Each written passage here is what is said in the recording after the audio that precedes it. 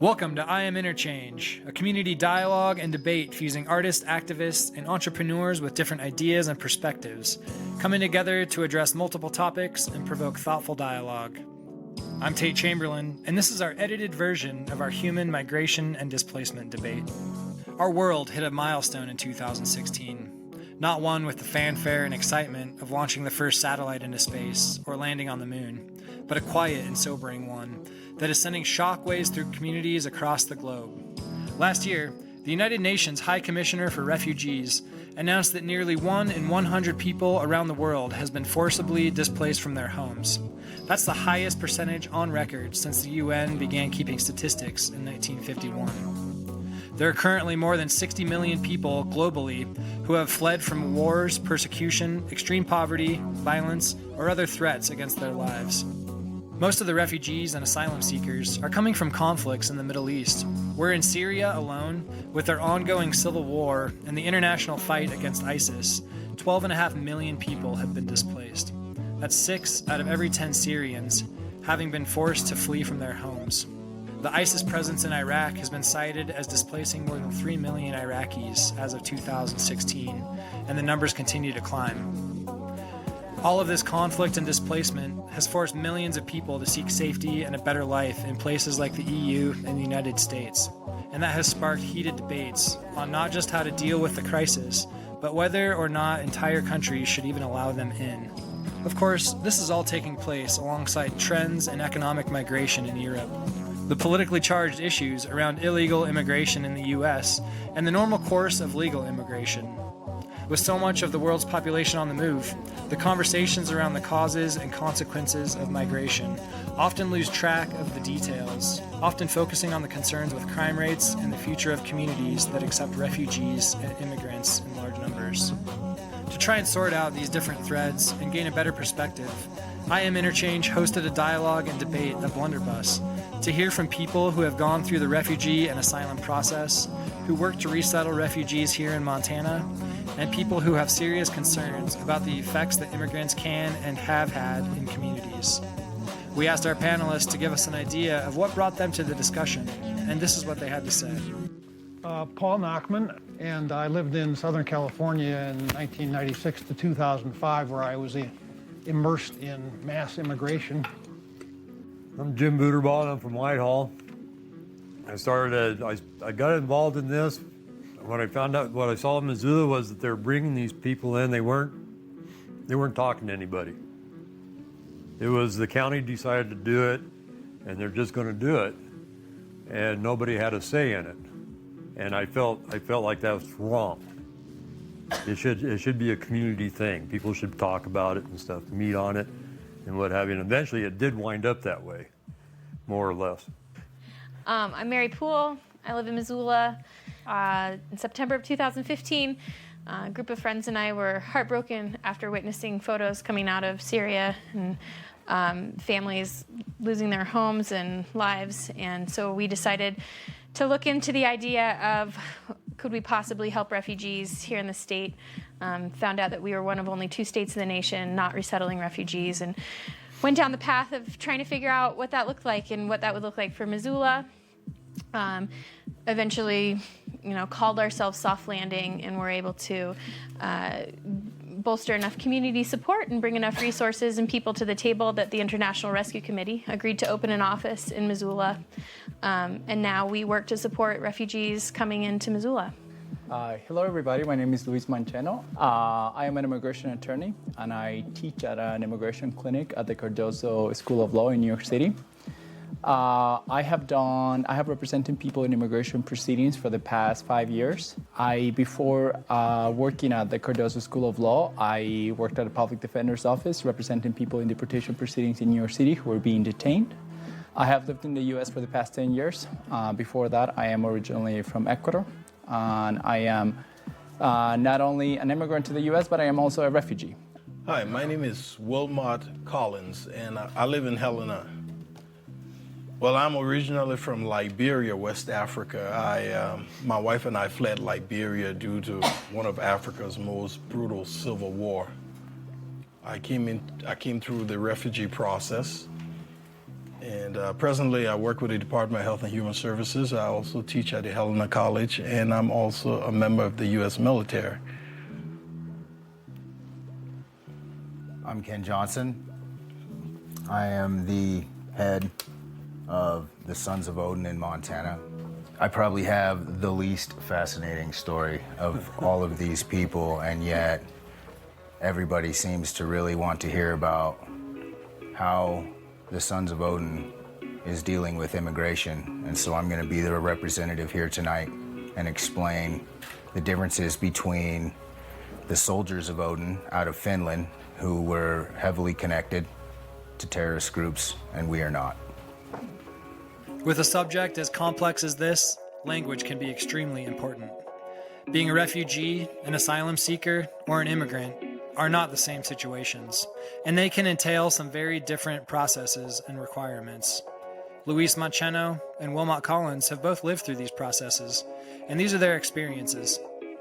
The first thing that I would like to say is what's similar about Wilmot and I, and it's the fact that both of us came to this country looking for a better future and looking for safety in this country. So when you think about refugees or asylum seekers, it's simply people who are coming to the U.S. looking for a better future for their families or for a better future for themselves, and more than anything, looking for safety. I fled Ecuador in 2008 because I was persecuted for being gay. Not only my family persecuted me, my family was incredibly radical, evangelical Christian, and they simply didn't like the idea that I was gay. And in 2007, I was a victim of a hate crime in Ecuador, where people attempted to murder me because of the fact that I was gay. And the police and the local authorities were not there to protect me. So I decided to leave the country, and in 2008, I fled Ecuador. And I'm sorry that I'm taking long, but I kind of have to. And I arrived in the U.S. on July 31st of 2008. And in December of 2008, I applied for asylum. On August 24th of 2009, I received asylum in the U.S. So to answer your question, in order for somebody to become an asylum seeker and an asylee, somebody has to be in the U.S. And I came to the country with a student visa. And once I was here and I realized that there was a chance for me to actually not be deported back to Ecuador because of the persecution that I had suffered there, I applied for asylum here. Thanks. Wilmot? Well, unlike my colleague here, in order to be a refugee, you have to leave your country, and you cannot enter this country without first being vetted. My wife and I fled Liberia due to, like I said, one of Africa's most brutal civil war. And we fled into a secondary country called Ghana. And while in Ghana, we registered with the United Nations as refugees.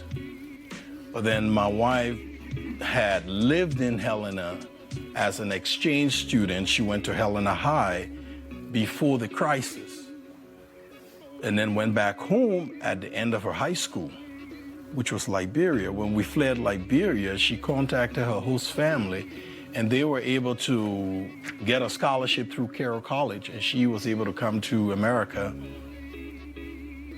with her to get her nursing degree. And I had to go through the refugee process, and that process took 2 years and 7 months, because I had to go through everything from the security screening to the medical screening to everything it takes. And 2 years and 7 months we were apart. In fact, the first time I saw my daughter, she was 2 years old.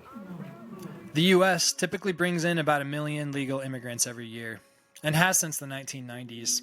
And in 2016, only about 85,000 of those were refugees. Even though illegal immigration has been in the news regularly for decades, debates over legal immigration visas surged in the late 2015 after the mass shooting in San Bernardino, when it was learned that one of the shooters was here on a legal spousal visa. For many people, the issue of immigration is tied with the threat of terrorism. Attacks in Paris, London, Brussels, and elsewhere continue to fuel anxieties over changing demographics. Mary Poole from Soft Landing and Luis make it clear that we should be careful to understand the differences in how our system handles different types of immigrants. Can I clarify something too really quick? Just because we're talking about asylees and refugees, all the major terrorist attacks that we've seen in our country have been from people carrying different types of visas, not necessarily refugees. And that is what our immigration system is about. I work for the USCI. I work for immigration, all right, as an immigration service officer. So I know we have different types of visas. We have different types of programs. But people tend to lump everything together, which is so wrong. You know, for instance, they tend to put everything on the refugee, which is so inaccurate. There isn't any evidence of refugee committing terrorism in this country, zero. But people still link refugees to terrorists, which is so wrong. In Europe, they don't have the process we have here in the States, all right? Because they have open borders. We don't. And so we go through an intense extreme vetting before one person is allowed. And when you're talking about the refugees, they go through a very intense screening process. Unlike Europe. So just to help clarify the distinction between what's happening in Europe and what's happening here, so there's about 65 million people in the world right now that are displaced by war and conflict in one way or another, war and persecution. At the moment that someone is displaced from their home, they have a choice of a couple paths. Well, I should never say it's a choice to be displaced from your home, but there's a couple paths for people. They can become internally displaced if they have family or friends in another location within their borders of their country that they can survive. They can choose to leave their country, cross a border. When they choose to leave their country, they can either register with the United Nations to go through the process of being a refugee, or they can try to get to another country of asylum and apply for asylum there, okay? About 20 million people of the 65 million people worldwide register as refugees with the United Nations to go through the process of all of the things that happen there. And then other people have to make that decision, well, I'm going to make this a decision to go seek asylum. And we're seeing that happening in Europe. We're seeing people crossing a border, getting on a boat, going to seek asylum in Europe. Crossing a border illegally to seek asylum. Well, asylum seekers aren't illegal. I mean, there's international laws that protect them. Protect them. Yeah. Okay. Sure, we talked about this idea of like putting people in different boxes, whether you're a refugee and whether you're an immigrant. But the truth is, like I said before, is that the concept of people coming to the U.S. is the same, and people are coming here for the same idea of looking for better opportunities, for better futures for their families.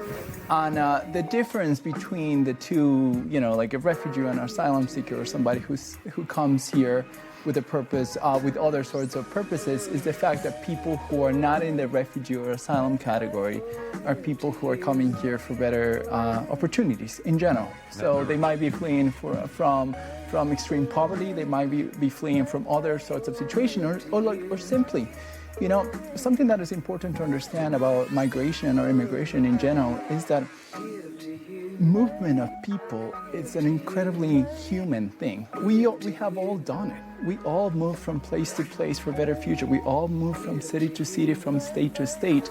And like, for that reason, immigrants and refugees share this common characteristic or value, or simply doing something that is really human. It's clear that no one wants to be a refugee, and that one of the most universally human traits is the desire for a better life. I was thinking about the few lines from the Emma Lazarus poem, The New Colossus, that hangs on the Statue of Liberty. Give me your tired, your poor, your huddled masses yearning to breathe free. The wretched refuse of your teeming shore, send these, the homeless, tempest toast to me. I lift my lamp beside the golden door. Is the time when we thought of ourselves as a nation of immigrants gone? And with the confusion and backlash surrounding so-called sanctuary cities, have we turned our backs on that ideal of welcoming those who yearn to breathe free while snuffing out the lamp? Paul Nachman starts us off. Sanctuary City is a city where the police and other city agencies have been instructed that if you encounter an illegal alien or someone you think is an illegal alien, you are not allowed to contact the federal immigration authorities. So it's not a matter of city prevents illegal aliens from getting housing. The city doesn't pay any attention to that. It's simply a matter of restricting city employees and generally, especially law enforcement, from contacting the feds. That's all it is. Anybody want to add? So I've done a lot of work around sanctuary city policies. New York has some policies that could define New York City as a sanctuary city. The one thing that I can tell you, Tate, is that there's not one definition of what a sanctuary city is. There are different policies that city have right now that have nothing to do with refugees. Ken, you were asking about this, nothing to do with refugees. It has to do with whether the city wants to cooperate in general with what is called a detainer, and this is getting very technical. Yeah. But when Immigration and Customs Enforcement, which is the agency from the federal government that is enforcing immigration laws, contact a local enforcement agency and says, we want you to detain this person because this person might be here in violation of the immigration laws, the city decides to not do that and to instead allow the person to be released under the terms of what the criminal justice system already did with the person, right? So like, we're not talking about like people just being, there's this idea that like people are committing crimes that being let loose, but it's simply not that, because the people who are going through the system are people who have already been processed through the criminal justice system. And the only thing that the city is saying is, we want the community of immigrants in our cities to trust law enforcement agencies to be able to report crimes. And for that reason, and for the reason that we do believe that our immigration system is broken and is inhumane, we do not want to cooperate with the deportation and separation of our families and our community members, because we believe that that policy is wrong. That's what I would say to Sanctuary City. So, you know, I have my colored past. I know how I've been handled by various law enforcement agencies. Do you still feel that when someone's over here on sanctuary, if they're committing crime, that they should be allowed to stay when so many other people might be a qualified candidate to take their place? Mm-hmm. And why not send them home if they're committing crime? So because I get sent to prison for committing crime. Correct. And I think that that's a really good point that you're bringing, right? The fact that, like, it's not that people are not being prosecuted for their crimes. The criminal justice system. But why do they get to stay here when there's so many other qualified people? They shouldn't be allowed. So what was your number on refugees? What was the number worldwide? There's 20 million. But 20 million people worldwide. Mm-hmm. Okay. So I think when you come here and commit crime, you probably get your name scratched and you maybe don't get to be here anymore. So I'm going to say two things to that. The second thing is the fact that sanctuary cities are not cooperating with the federal enforcement agencies does not mean that the person gets to stay here. In fact, eyes of the immigration authorities still have the authority and often go and actually put the person. So when they do commit a crime, they put themselves at jeopardy, is what you're saying. Correct. Not being able to stay. And Ken, the third thing that I'm going to say, Ken, and I think that this is important to bring up. Yeah, it is. Is the fact that that a person has committed a crime does not define the person, and you can talk about that. Absolutely. About this. Absolutely. So the fact that somebody has made a mistake and has actually engaged at some point and made a mistake in their past does not mean that they're bad people. I do not think that you're a bad person, Ken, and I don't think that you deserve more or less because of the mistakes that you have committed, maybe when you were young, maybe when you didn't have the resources. So to judge a person only based on criminal convictions, I think is a disservice. Okay, to the conversation that we're having and to the policies that we can bring to bring a better community in general and to build a better city. But illegal immigration is, in fact, a crime. If you breach the border, if you overstay a visa, that's not a crime. Illegal immigration is a crime, and you're deportable for that reason. And that's a good enough reason for me. Illegal immigration is a violation of American sovereignty. It's our country. You know, I like to go back to Senator Wendy Boy from Rocky Boy. he said one time, how far should we go back when we're talking about illegal immigrants? And that made a lot of sense to me because a lot of us here will be going back to wherever our forefathers went. But that wasn't a country. That What? was just a bunch of... No, when the Irish people came on the boats, that was a country. When these people came on the boat, that was a country. When they went to Ellis Island, they were coming from countries. So how far are we going back when we're talking about illegal immigration? Well, it's illegal because it's against the law, and it That's wasn't what against the law. all I asked was how far do you want to go back? It wasn't against the law. We'll go back when. How far do you want to go back for the illegals that came in? It wasn't against the law. Did they get visas to come in? They didn't need them back then. Says who? That's the way it was. No, I agree. I agree. There's a certain amount of compassion that we have to have as people to get along in this world. I absolutely agree with that. I guess my only thoughts on the entire situation is if I have to sacrifice because of it, am I willing to do so? The answer is no. At the end of the day, if it's my family that suffers, I say probably not into it. If it's going to be as simple as them coming in and adopting, American values, whatever that is, we are a melting pot, right? And, like these guys keep saying, we have laws. If they're willing to follow those laws, I have no problems with any of that. I guess my only concern is that America has so many problems right now. Is this something we want to tackle as a nation? That's my concern. Is this something that we really want to take on? I think that I'm going to go back to what I already said, Paul, and it's the fact that, and you mentioned something important when Wilbon was asking this idea that, did people need visas before to come to the U.S.? The Irish and the Italians and the Jewish people who came in boats and then the country. There was no process then, and there was no visa to go through. And yes, a lot of people made it here, a lot with papers, a lot with falsified papers.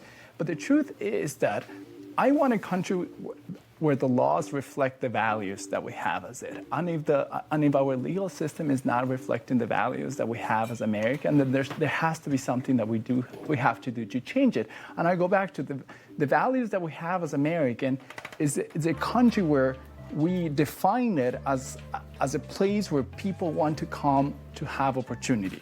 And I'm gonna add something to it, which is also something that you were saying, which is the fact that we have this idea that as soon as we open our borders or we change our laws and we make them more humane, people are just gonna come in hundreds and hundreds. Not everybody wants to come here. Not everybody wants to come to the U.S. And it's really important to understand that it's really hard for somebody to uproot. It was really hard for me. I'm sure that it was really hard for women to actually uproot, to go to a different country, to face a different community, to have to speak a different language. And people will not do it unless there's opportunity here. And I want to change the idea of how we talk about immigration and to change it into an expression of opportunity, Ken. And you're saying that you were afraid that you don't, if immigrants are gonna take up resources, then, my resources, then I'm not gonna go for it. But in fact, the statistics and the studies show that it's exactly the opposite.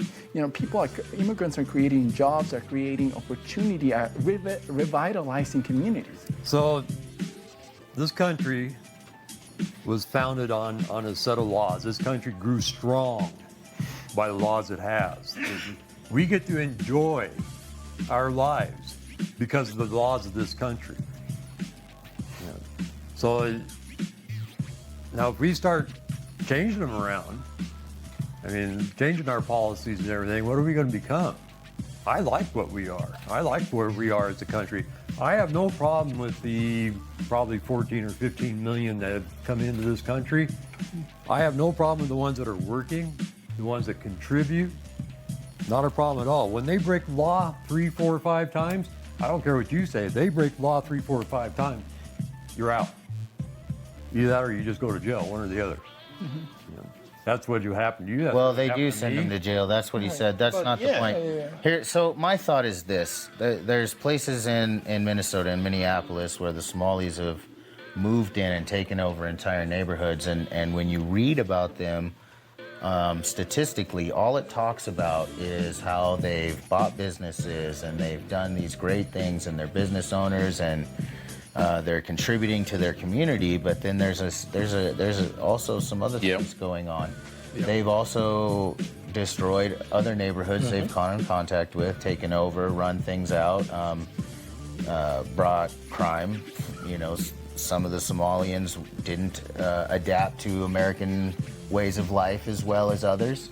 You know, we can't turn a blind eye to the fact that, let's say 75% of all those Somalians were great people, business owners, contributing, and then you're still going to have that 25% that isn't, you know. And is that enough to say they don't belong here? No, but do we turn a blind eye to it? What do we look at? No, what do we don't. pick at?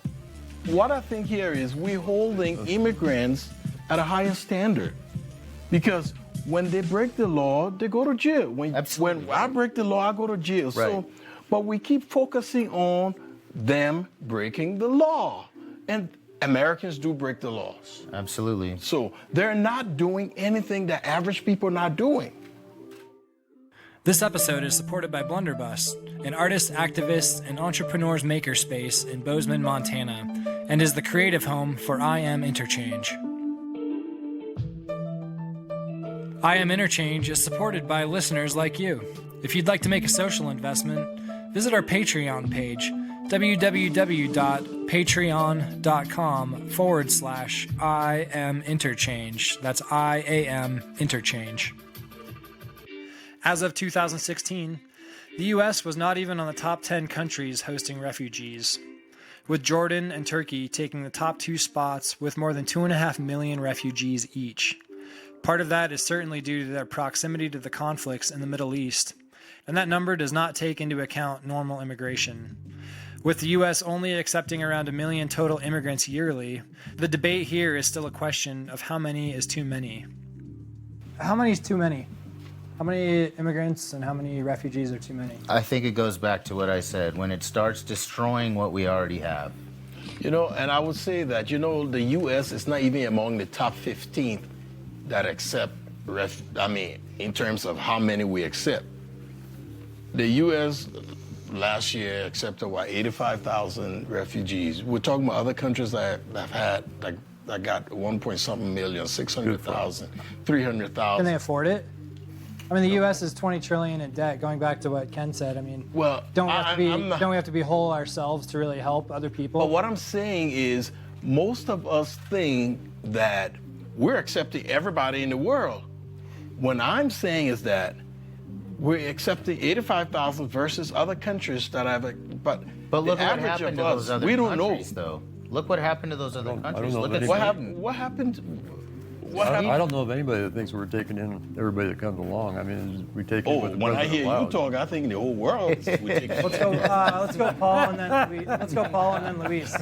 Wilmot is talking specifically about refugees, and then the asylees are another 50,000 a year. Those are people who are here for permanent resettlement. The people you're talking about going to Europe, those are economic migrants. They are not refugees. They are mostly not fleeing personal danger. And it's not necessarily for permanent resettlement. I don't actually think that that's quite That accurate. is so inaccurate. I think that economic migration happens Yeah. in Europe, but I think when we're talking about this 65 million people that are fleeing war and conflict, we're seeing a lot of those people go to Europe, and they are actually fleeing for their lives. But refugee is a defined Correct. thing. So You have to be personally at hazard. Right. Living in a country that's at war is not basis for being a refugee. Or being starving is not a basis for being a refugee. Living in a country that is at war is not basis. That's right, it's not. So what is the basis for a refugee? For a political asylum is the usual thing. The government itself No. is It's actually a well-founded fear of persecution based on race, religion, Yeah, exactly. nationality, political opinion, or Right. participation. You guys, That's right. And so the being in a country that's had civil war does not mean that you're a refugee. It's a bad situation, but you're not a refugee. go ahead, Luis. Just Go look at the definition of a refugee. She just gave it. really quickly, I think that you're defining it right, but you're not going really deep in what it actually means to fit one of those 5 grounds that you need to meet in order to become a refugee. And the truth is that, yes, it's accurate that being in a country that is in a civil war is not enough. However, because you're in a country that is in a civil war and because you're likely to be part of one of the groups that is being persecuted within the country because of the civil war, you are usually qualified to meet the definition of a refugee. Now, to go to your question, which was, how many is too many? I ask, how many is it too many opportunities? We talk about refugees in the sense that refugees are a burden, but I really see refugees as an opportunity for our country. And the truth is that, again, studies in cities that have been done, and I'm going to give a specific example, Akron, Ohio. Akron, Ohio was a city that had seen their people leaving the place, businesses were being closed, the schools were being closed, and suddenly there were a lot of refugees who were settled in Akron, Ohio. And right now, Akron, Ohio is one of the most living, productive areas of the entire state. And that's why you have all of these people from Ohio, all governors and public officers who are talking about how amazing it is.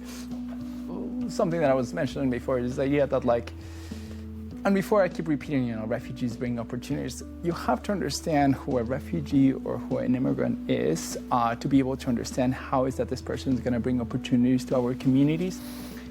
Think about yourself facing an extremely harsh situation and having your family with you and your family at your hands, and thinking that the only solution for you, and really think really carefully about your family and your own safety, the only solution for you is to move to a different country. Think about any country where you do not speak the language, and you're like, I'm gonna do it. I'm gonna do it because I believe that we can have a better future for my children. We can have a better future for my family. And those are the type of people that are coming to this country.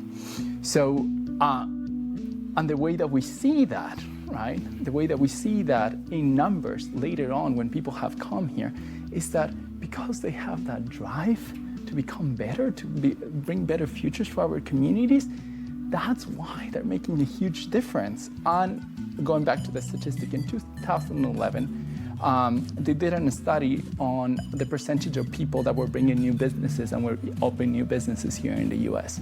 28% of the refugee population were opening new businesses here in the US, compared to only 13% of the population of the US. So right there, it tells you that this amazing, massive force of people who have an incredible drive to succeed, to make their lives and the lives of their families better, can bring a lot of opportunity and a lot of growth to our communities. We're basically, what matters with immigration is the totality of immigration. Yes, we bring in some people who make great entrepreneurs, but we also bring in an enormous number of people who are basically peasants, third world peasants. And we're importing poverty. So if we could be more selective, that's one thing, but that's not what you're talking about. You're talking about just the romance of the immigrant. And it's mostly not that. It's mostly a burden on the native population. It's mostly a large burden, both in crowding and in cost, and in general, a breakdown of civic comedy. And I started out asking, while I still have time, what is the purpose of the United States? Well, I'm going to tell you my answer. It's in the Constitution. It's in the preamble, to secure the blessings of liberty for ourselves and our posterity.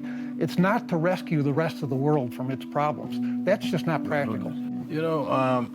America cannot survive on its own. Let me just tell you that.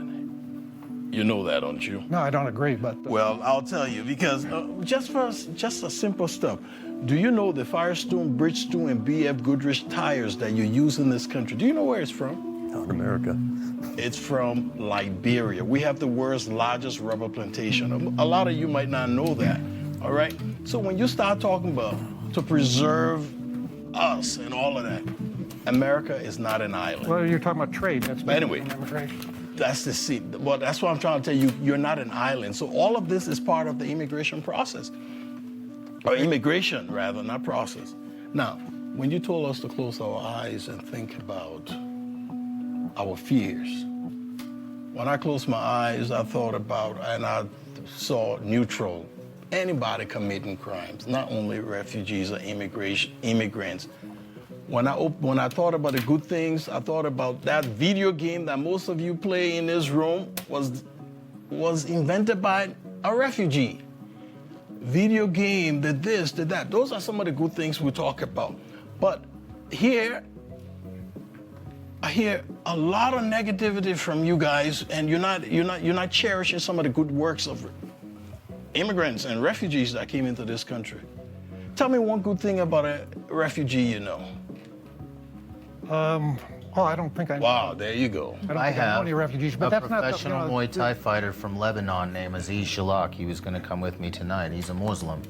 We absolutely are ideologically opposed spiritually and many things. But, you know, and we've had some pretty harsh conversations. But that's not the only one I know. Faisal Al-Salid was the head of the Muslim Student Union. I don't know if it's a union or a group or whatever at the college. He was a great man. He was my assistant boxing coach. I broke fast at Ramadan with him to get to experience the people there and find out what was going on. I grew up with Mexican immigrants in an agricultural area that I was the only white kid. I know a lot of different good people that contributed. That doesn't change the facts. No, it doesn't. It doesn't change the facts. When do we have to say, all right, we need to monitor the amount? And I think you guys are saying that we are doing that. We are. We need to continue doing that. That would be my argument. We need to make sure that we don't ruin what we have here. And I think there is a lot of opportunity to be had, you know? Go ahead, Mary. I just want to say my good thing, because this is the state I'm in right now. Is it bad that the first thing I thought of was food? I think that's pregnant. Is that my pregnant brain? Like, I didn't great. eat before this? Like, That little That's kid in great. there talking. I like it. Breaking bread is important among Yeah. people, absolutely. Immigration, like every story, has two sides to it. But when someone leaves their home country, what does that country lose? The term brain drain is used to describe what happens when some of the country's best and brightest leave to pursue opportunities elsewhere, effectively preventing their homeland from benefiting from their talents. Wilmot Collins, a former refugee from Liberia and candidate for mayor in Helena in this year's election, and Luis Mancheno, an immigration attorney who fled Ecuador, give us their take. We fled Liberia, and we have what you call a directory, and it's 152 pages of professional Liberians. And Liberia is a country of less than 3 million people. We have 152 pages of professionals that are living in this country right now. And they're living here because of what? Because most of them had to flee. And of course, when you see, to each his own. When you have to flee your country and come here, most times you're looking for the best for you and your family, all right? And I will say, and there's another program, like I was saying, they have the diversity visa, they have various programs that sort of drain these countries that from their resources mean brain drain. They take all these people and bring them over to, the U.S. is famous for that too. They have these programs knowing that people will apply for them, and they will only take the cream of the crop out of that. Wilmot, you're running for mayor in Helena, right? Yeah. I'm sure you wrestle with this all the time. How do you settle with yourself running for mayor in Helena or versus, being president of Liberia and solving the problem? I'll tell you this.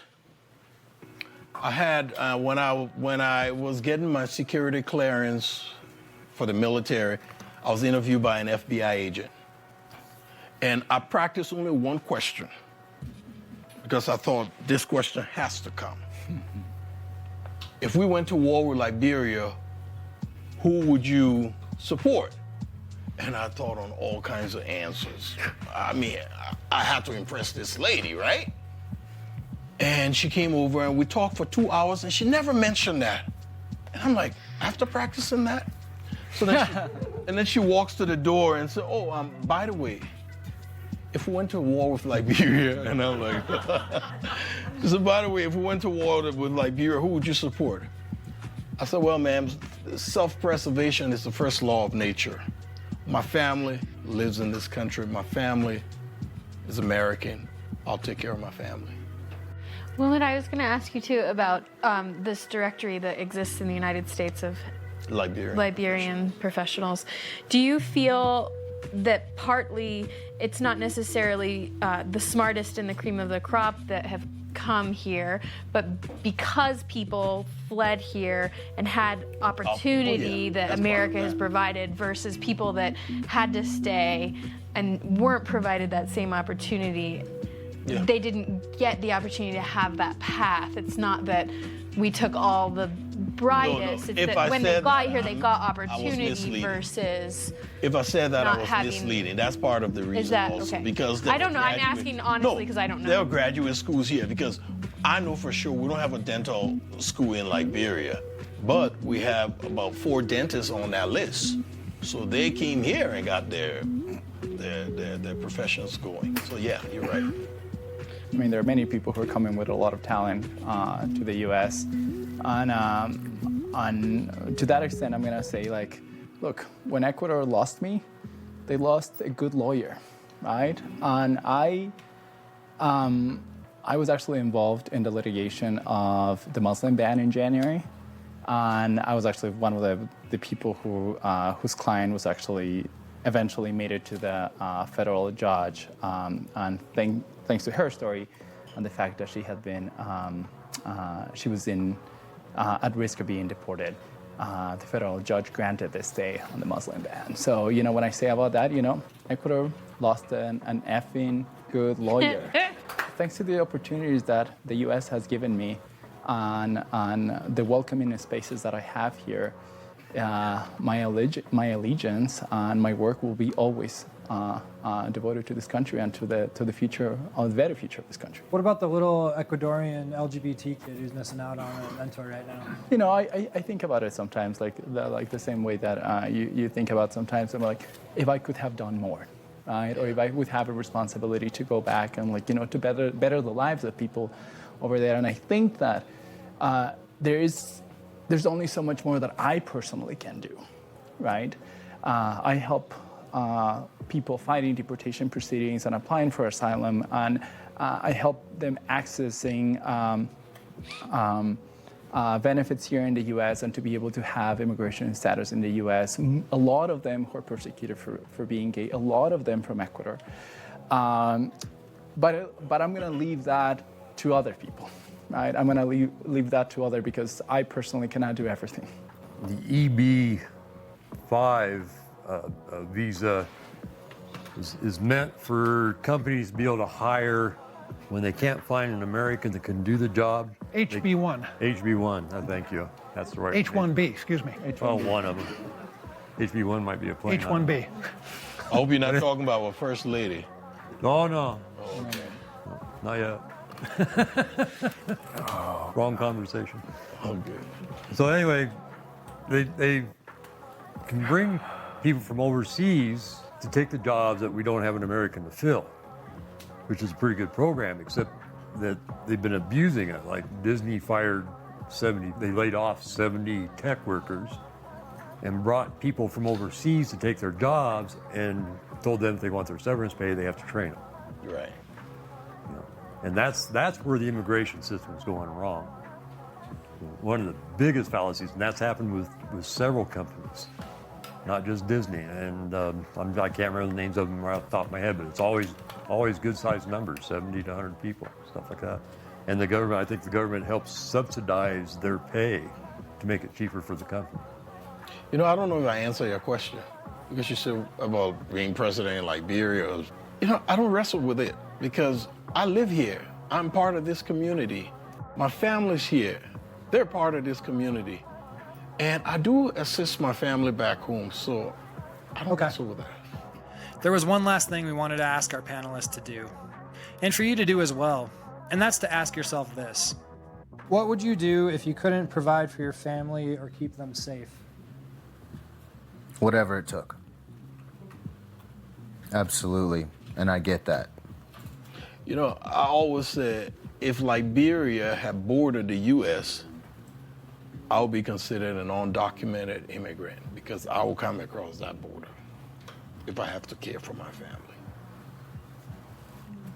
I think that this is, like this is the question that and the thought that I brought before, right?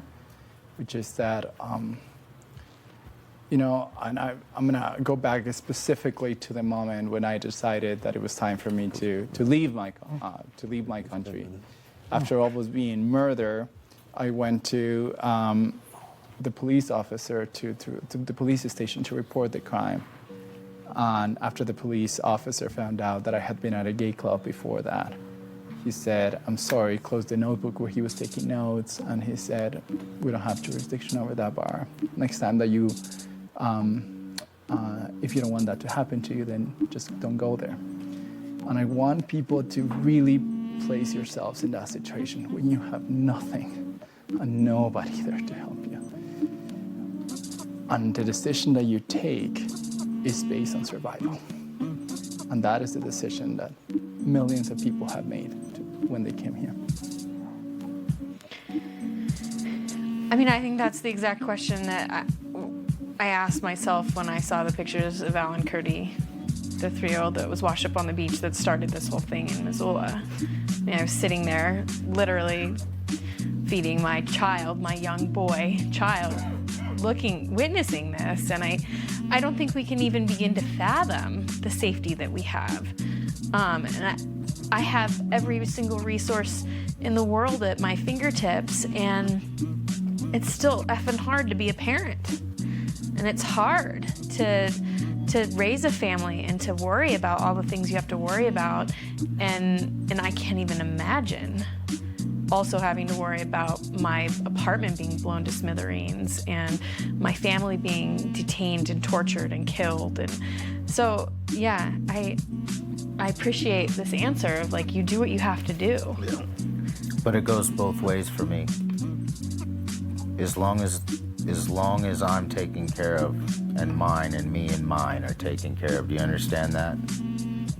I mean, it's not just about like, there's compassion, and then there's my folk in the end. So, it's a hard question. What would you do? I've been on the near-death end. When I was in the Coast Guard, they sent us out in the middle of a January blizzard in a 44-foot lifeboat. And we spent about 16 hours at sea until we finally washed up on shore and pretty frozen over, pretty wasted out. Then there was a time for a couple months where things got really tough with my first wife, and we had 3 boys, 2 of them hers from previous marriage. And we were living in the back of a big old Chrysler, kind of like my dad. I like Chryslers. But that's the only place I'm like him. But we were living in the back of a Chrysler, and I was taking whatever odd jobs I could find, and we were making applesauce off the neighbor's street. Stayed living in a gas station's parking lot. So, and as far as what the absolute I would do, I'm kind of with him. I'll do whatever I have to make sure my family survives. You know, I have to say, I'm liking this conversation more and more. I don't have any dependents. If I were in that situation, I'm not sure what I would do, but I don't think I'd go somewhere where I wasn't actually invited, where it wasn't legal. So that's my answer. That's what I think I would do, or in a sense, not do. But I'd like to focus it back on, well, how many is too many? You know, the U.S. is 325 million. Would you like it if we were 650 million? You know, I'd actually like an answer from you guys. How many is enough, or how many is too much? I agree with that. That's the bottom line for me. It's like I get compassion. When's enough, and when do we take care of ourselves? Real quick, why don't we hear from the 3 of you? How much is enough? How many is enough? I have no idea. I've never lived in an area that's been impacted by mass immigration. I can't Go make say false. make that Okay. determination. Luis, I just think that like the question has, in general, like no basis for us to be asking us once again. Like it's not that like everybody wants to come to the U.S. But the And basic also- question, though, is, I mean, it's a and basic also- question. That's all it is. But it is. But it is. But it's. I mean, It's. how many is too But it many? has saying it we're has- not at there's- risk. There's this, yeah, there's We're not at there's risk this- of there's that not worry, such a that thing of, concern. Right. Like people like coming But- and like completely taking over the country. And the second thing that I said, and I said it before, I'm not afraid of people, bringing opportunities, people bringing jobs, people bringing families. Why not? Like How many is too much? Oh, I'd say we're overpopulated now. We're not a sustainable country. We're depleting resources that are, you dig them out of the ground, you use them once, and they're done. So I don't think this is a society that can keep on going at its current level of, standard of living, much less larger. So I don't want any increase. Do we honestly get out of this without someone mentioning the gumball video? The what? Everyone should watch the Gumballs video. Oh, the immigration. If you're wondering about the gumball video, Google it. With that, we draw this episode to a close and encourage you to comment on our page and start a dialogue in your community. Remember, share airtime and don't ruin dinner. This episode was produced by Dylan Jesse, Tyson Lum, and me, Tate Chamberlain. Our panelists were Mary Poole, Jim Buderbaugh, Wilmot Collins, Ken Johnson, Luis Mancheno, and Paul Nachman. Special thanks to our sponsors, Mountain Time Arts, Humanities Montana, the City of Bozeman, Montana Governor's Office of Economic Development, Sola Cafe, Montucky Cold Snacks, Nova Cafe, 10 Directions, Headframe Spirits, Hatch, Zocalo Coffee House, Whistle Pig Korean, Shank Construction, the Pride Foundation, Loken Productions, and Blunderbuss. A huge thank you to April Bonamici, Pete Strom, Jordan Fuller, Keegan Bowen, the Bozeman Poetry Collective, Ben Morris, and Aerial Arts of Bozeman. A few people asked me after the event about Ken Johnson, and if he was more extreme than he was letting on.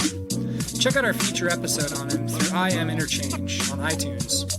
We also have a feature on Wilmot Collins. Do you have an issue that's riddled by gridlock in your community?